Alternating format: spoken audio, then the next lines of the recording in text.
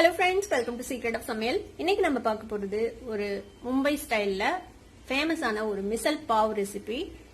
இது ஒரு street food, ரொம்ப ஃபேமஸ் ஆனது, ரொம்ப ஹெல்தியும் கூட. இது கொஞ்சம் ஸ்பைசியா, கொஞ்சம் வித்தியாசமா இருக்கும். கண்டிப்பா ட்ரை பண்ணி பார்க்க வேண்டிய ஒரு ரெசிபி.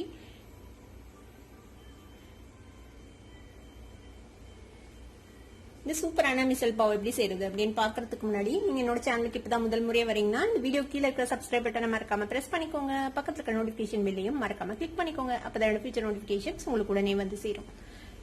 சரி வாங்க, இப்போ இந்த டேஸ்டியான மும்பை ஸ்டைல் மிசல் பாவ் எப்படி செய்யலாம்னு பார்க்கலாம். ஒரு வடச்சட்டி அடுப்புல வச்சிருக்கேன். இதுல வந்து ஒரு டேபிள் ஸ்பூன் அளவுக்கு எண்ணெய் விட்டுருக்கேன். இதுல வந்துட்டு ஒரு 3 டீஸ்பூன் வர மல்லி சேர்த்திக்கலாம். மல்லியை வந்துட்டு மணம் வர அளவுக்கு நம்ம வறுத்துக்கலாம். பாருங்க, வறுபட்டுருச்சு இப்போ நம்மளோட மல்லி. இது கூட கொப்பரை தேங்காய் ஒரு 1.5 டேபிள் ஸ்பூன் அளவுக்கு எடுத்து வச்சிருக்கேன், அதையும் சேர்த்திக்கலாம். ஒருவேளை கொப்பரை தேங்காய் இல்லைன்னா நீங்க நார்மல் தேங்காவே யூஸ் பண்ணிக்கோங்க. நல்லா வறுத்துக்கணும் நார்மல் தேங்காய் போட்டா. இதையும் நல்லா நம்ம செவக்க வறுத்துக்கலாம். பாத்தீங்கன்னா தெரியும், நல்லா செவந்து வறுபட்டுருச்சு நம்மளோட கொப்பரை தேங்காவும். இப்போ இதையும் நம்ம ஒரு மிக்சி ஜாருக்கு மாத்திடலாம். இப்போ அதே வடச்சட்டியில நான் எண்ணெய் எதுவும் விடல, அந்த எண்ணெயே போதும். இதுல ஒரு பெரிய சைஸ் வெங்காயத்தை அந்த மாதிரி நறுக்கி வச்சிருக்கேன். அதே மாதிரி ஒரு 2 மீடியம் சைஸ் தக்காளி நறுக்கி வச்சிருக்கேன். ரெண்டையும் சேர்த்துக்கலாம். ஓரளவுக்கு சாஃப்ட் ஆகணும், அது வரைக்கும் நம்ம இதை வதக்கிக்கலாம். இப்போ பாருங்க, ஓரளவுக்கு சாஃப்டா வதங்கிடுச்சு நம்மளோட வெங்காயமும் தக்காளியும். இது கூட நம்ம 1 டீஸ்பூன் இஞ்சி பூண்டு விழுது சேர்த்திக்கலாம். விழுதா இல்லைன்னா ஒரு 4 பல் பூண்டு, ஒரு சின்ன துண்டு இஞ்சி நறுக்கி இதுல சேர்த்து அதையும் வதக்கி விட்டுருங்க. இதோட சேர்த்து லைட்டா வதக்கிடலாம். ஒரு நிமிஷம் நல்லா இந்த இஞ்சி பூண்டு பேஸ்டையும் பச்சை வாசனை போக வதக்கியாச்சு. இப்போ இதை அடுப்பு ஆஃப் பண்ணிடலாம். இதையும் நம்ம அந்த முன்னாடி கொப்பரையும் மல்லியும் வறுத்தோம்ல, அது கூடயே சேர்த்து அரைச்சிக்க போறோம். இப்போ ஆல்ரெடி மிக்சியில இந்த கொப்பரை தேங்காவும் மல்லியும் போட்டு வச்சிருக்கேன். இப்போ இது கூடவே நம்ம இந்த வெங்காயம் தக்காளி இஞ்சி பூண்டு பேஸ்டையும் சேர்த்து நம்ம தண்ணி விட்டு அரைச்சிக்கலாம். தண்ணி விட்டு நல்லா ஸ்மூத்தான ஒரு பேஸ்டா நம்ம அரைச்சி எடுத்துக்கலாம். இது மாதிரி ஒரு பேஸ்டா அரைச்சு எடுத்தாச்சு. இப்ப இது இருக்கட்டும். நம்ம இந்த மிசல் பாவுக்கு யூஸ் பண்ண போறது வந்துட்டு இந்த நரிப்பயிறு அப்படின்னு சொல்லுவாங்க. அதை வந்துட்டு முளை கட்டி எடுத்து வச்சிருக்கேன். பாருங்க, இந்த நரிப்பயிறு வச்சு நம்ம ஆல்ரெடி நம்ம சேனல்ல நம்ம ட்ரெடிஷனலான ஒரு கடையில் எப்படி செய்யறது அப்படின்னு பார்த்துருக்கோம். இதுதான் நரிப்பயிறு. இந்த மாதிரி குட்டி குட்டியா இருக்கும். பச்சை பயிறு மாதிரியே இது வந்து பிரவுன் கலர்ல இருக்கும், அதை விட குட்டி குட்டியா. இது கிடைச்சா கண்டிப்பா இதை யூஸ் பண்ணுங்க. ஒரு கைப்பிடி அளவுக்கு நரிப்பயிரை வந்துட்டு ஓவர் நைட் ஊற வச்சு அதுக்கப்புறமேட்டு நீங்க முளை கட்டி ஒரு துணியில கட்டி தொங்க விட்டீங்கன்னா நெக்ஸ்ட் டே வந்துட்டு முளைப்பு வந்துடும். அந்த மாதிரி முளை கட்டி வச்ச நரிப்பயிறு இது ஒரு கப் அளவுக்கு எடுத்து வச்சிருக்கேன். ஒருவேளை உங்ககிட்ட நரிப்பயிறு இல்லை அப்படின்னா நீங்க அதுக்கு பதிலாக பச்சை பயிறு யூஸ் பண்ணலாம். பச்சை பயிறு இதே மாதிரி முளை கட்டிட்டு நீங்க வந்துட்டு யூஸ் பண்ணலாம். ஒரு 2-3 பயிறு மிக்ஸ் பண்ணி கூட நீங்க யூஸ் பண்ணலாம். கொண்டக்கடலை, இந்த நரிப்பயிறு, பச்சை பயிறு அது எல்லாத்தையும் மிக்ஸ் பண்ணி முளை கட்டி அதை கூட நீங்க யூஸ் பண்ணலாம். இப்போ இன்னைக்கு நம்ம ஒரு கப் இந்த நரிப்பயிறு யூஸ் பண்ணி செய்ய போறோம், முளை கட்டினது. ஒரு குக்கர் அடுப்புல வச்சிருக்கேன். நாம இன்னைக்கு ஸ்ட்ரைட்டாவே குக்கர்ல தான் செய்ய போறோம். நீங்க இப்படியும் செய்யலாம், இல்ல முதல்லயே முளைக்கட்டின பயிரை வேக வச்சுட்டு அதுக்கப்புறம் தாளிச்சு விட்டும் செய்யலாம். நம்ம இன்னைக்கு 1 பார்ட் மாதிரி செய்ய போறோம். ஒரு டேபிள் ஸ்பூன் அளவுக்கு எண்ணெய் விட்டுக்கோங்க.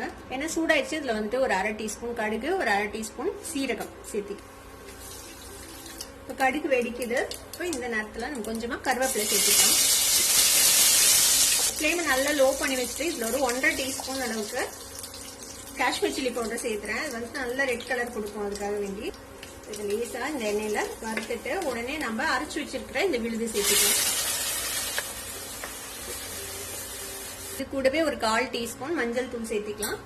ஒரு 1/2 டீஸ்பூன் கரம் மசாலா பொடி சேர்த்திக்கோங்க. இது நல்லா வதக்கி விட்டு இப்போ இந்த மசாலா வந்துட்டு ஒரு நிமிஷம் அப்படியே வதங்கட்டும். மூடி வச்சிடலாம்.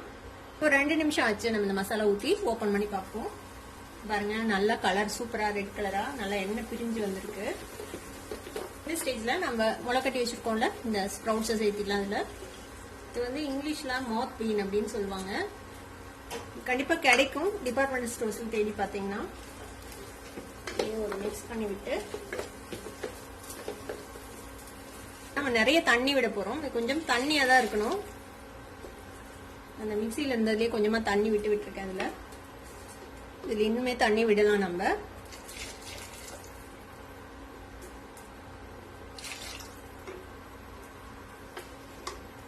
பாருங்க, பாத்தீங்கன்னா தெரியும் நல்லாவே தண்ணி விட்டுருக்கோம். இந்த அளவுக்கு தண்ணி விடணும். இதுக்கு தேவையான அளவுக்கு நம்ம உப்பு சேர்த்திக்கலாம். உப்பு சேர்த்து நல்லா கலந்து விட்டு இதை மூடி போட்டு நம்ம ஒரு 3 விசில் விட போறோம். குக்கரை மூடி நம்ம ஒரு 3 விசில் விட்டுறலாம். இப்போ 3 விசில் விட்டு நம்ம அடுப்பை ஆஃப் பண்ணியாச்சு. ஓபன் பண்ணி பார்ப்போம். பாத்தீங்கன்னா தெரியும் சூப்பரா எண்ணெய் பிரிஞ்சு நம்ம போட்ட அந்த மாக் பீன்ஸும் நல்லா வெந்திருக்கும். இந்த நரி பயிரும் நல்லா சாஃப்டா இந்த மாதிரி வெந்துடும். இப்போ இதை எப்படி நம்ம சர்வ் பண்ணோம் அப்படின்னு பார்க்கலாம். இப்போ நம்ம எல்லாத்தையும் ரெடி பண்ணியாச்சு. நம்ம இந்த மாதிரி இந்த அளவுக்கு தண்ணியான ஒரு குழம்பு மாதிரி நம்ம வச்சிருக்கோம். இப்போ இது நம்மளோட மிசல் ரெடியா இருக்கு. இந்த மாதிரி பாவு எடுத்து வச்சுக்கோங்க. நல்லா சாஃப்டான பாவு. இதை வந்து டோஸ்ட்லாம் பண்ண தேவையில்லை, அப்படியே வச்சுக்கலாம்.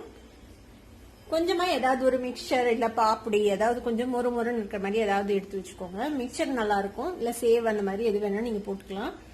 கொஞ்சமா வெங்காயம், கொத்தமல்லி தழை ஒரு இன்ச்சு மட்டும் எடுத்து வச்சிருக்கேன். ரெடி பண்ண இந்த கிரேவி வந்துட்டு இதுல ஊத்திக்கலாம். இப்போ இதுக்கு மேல நம்ம இந்த பாப்படி போட்டுக்கலாம். பாப்படி நீங்க மிக்சர் இருந்தா மிக்சர் போட்டுக்கோங்க. அதுக்கு மேல கொஞ்சமா வெங்காயம், கொத்தமல்லி தழை தூவிடலாம். கொஞ்சமா எலுமிச்சம்பழம் சாறு. இப்போ அவ்வளவுதான், நம்மளதெல்லாம் ரெடி ஆயிடுச்சு. இந்த சாஃப்டான பாவை இப்படி அலங்காம பிச்சு இந்த மிசல்குள்ள டிப் பண்ணி எடுத்து நம்ம சாப்பிட்டு என்ஜாய் பண்ண வேண்டியதுதான்.